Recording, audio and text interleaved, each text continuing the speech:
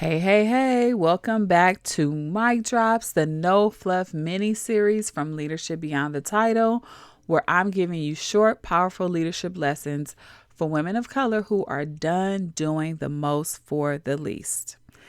Today's topic is how to get more done without working overtime. Because let's be honest, you are doing more than your share.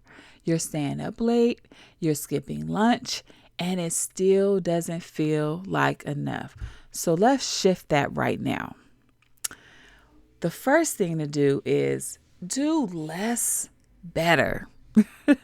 Not everything deserves your full energy. You don't need to take care or conquer the world or have all the 15 things on your to-do list be done to prove your worth. Focus on the top 3 priorities each day and ask what actually moves the needle, what's urgent and aligned with my role or my goals. Because when you are clear on what you're doing and you're very intentional, it will save you time. When you're overwhelmed, you're just wasting time because you're overwhelmed. You can't really get your footing. You really don't know how to make moves, where to go, things like that. Okay. So just make sure, be clear, know what you want, and you can do less, but do it a lot better than what you're doing it right now. The next thing is time block like you mean it. I talked about time in episode 20 of this podcast, and this is where you can group similar tasks together. When you group similar tasks together, it doesn't feel like you're multitasking. If you're constantly bouncing between emails, meetings, and deep work, your brain is tired and fried even before 12 noon. So here's what you can try.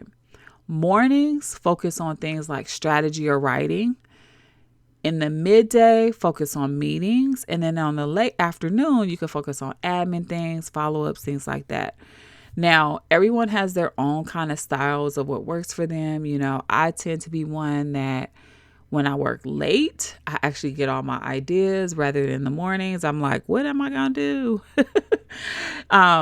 But these are better. I like to have my meetings in the morning because those are the times where I could just sit, I can listen, I could take in information I'm learning. And then as the time progresses, by the time it gets to late afternoon, evening, that's when all my ideas are bouncing. But you know yourself. So time block according to similar tasks and what works for you, because you want to protect your flow. You want to protect it because it's very important for your sanity and for your nervous system regulation. So do that. The next thing is stop over explaining yourself. Now, this one is big, okay? You do not have to write an essay in every email or explain every boundary. Simply practice saying, this doesn't align with my current priorities, or I can take that on next week. We cannot be yes people in the workplace, especially when there's less resources, but we have the same amount of work. We can't. We're going to have to learn to say no to some things because it's just not helpful. It's not sustainable for us to just keep on doing that. And so you don't have to sit there and explain well, I can't do this because of da-da-da-da-da. You're just talking about why you can't do something. No is a complete sentence. But of course, you don't want to just say no at work. But you want to explain why the no. But it doesn't have to be a 4-page letter, okay? Just make sure it's clear and it's direct and you're done, okay? And then the fourth thing is build an actual recovery time. Working through lunch, skipping breaks, staying online after hours, that is not extra credit. You do not get a gold star. That's exhausting, okay? Productivity isn't just output. It's also capacity. So step away, breathe, and come back clearer, sharper, and ready. Your value is most definitely not tied to how drained you are, sleep when you're dead, or hustle, or team no sleep, all that stuff, that is not a badge of honor. You don't get a gold star. It's not the best way that you should be and to operate as a leader. When your brain is fried, how are you leading people? You're leading people from a place of scarcity now. And now when you're leading from a place of scarcity, you're not a good decision maker. You're not solution oriented. You can't be strategic. So recovery time is so important.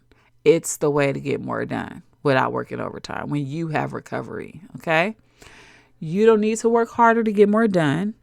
You just need to be clear. You need to know where you're going, what you're going to do. You need to protect your energy and communicate the boundaries that you have. And you'll see how fast you start just knocking out work. Because now you've given yourself some permission to rest and to do things how you want to do it, be authentic to yourself, and to know your body. Okay. If you are ready to lead without burning out, or you're tired of being the reliable one, the one everybody can come to, because you're already stressed thin. You are already stressed thin. Let's be honest. Book a one-on-one coaching call using the link in the show notes, and we'll build a process that can give you time, energy, and your power back, because that's what you need. Thank you all for joining me in this mini series, Mic Drop. Hopefully you heard some mic drop moments that really has activated you and gave you a clear call to action on what to do next and how to be a leader in your career and life. Okay. If you really enjoyed this, leave me a comment in the show notes or in the comment section. Find me on any of the social media platforms. So I'm on LinkedIn, I'm on TikTok, I'm on Instagram, and find me there. Connect with me. I would love to have conversation with you and just talk all things leadership in life. And if you enjoyed this, let me know, and maybe I'll bring another Mic Drop mini series in June. Talk to you soon. Bye.